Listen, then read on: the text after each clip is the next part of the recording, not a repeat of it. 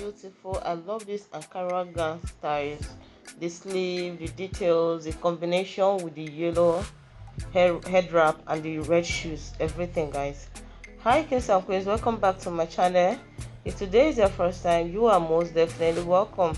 My name is the Honda Jennifer, and in case you don't know, this channel is all about promoting Ankara and Asoebi style, showcasing the beautiful African attire.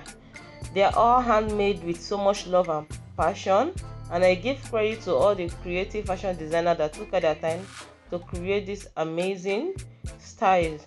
So if today is your first time of visiting this YouTube channel, or today is the first time of listening to me, I will do it here by officially joining the family. Subscribe and turn on your post notification bell icon. That enable you to be notified whenever I upload my future video.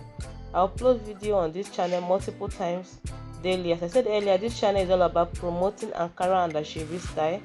Take your time and go through the channel. You're going to see a lot of videos that I've already uploaded on this YouTube channel.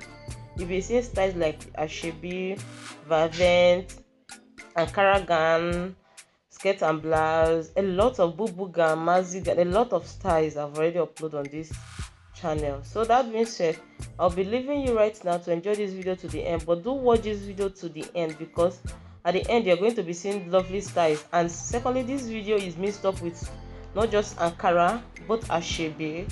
So you're going to be seeing beautiful Ankara gowns like this, even Asoebi gown like this one. This is so beautiful.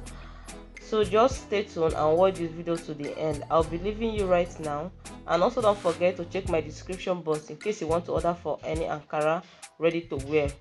The link is on my description box. See you in the next video. Bye for now. Bye.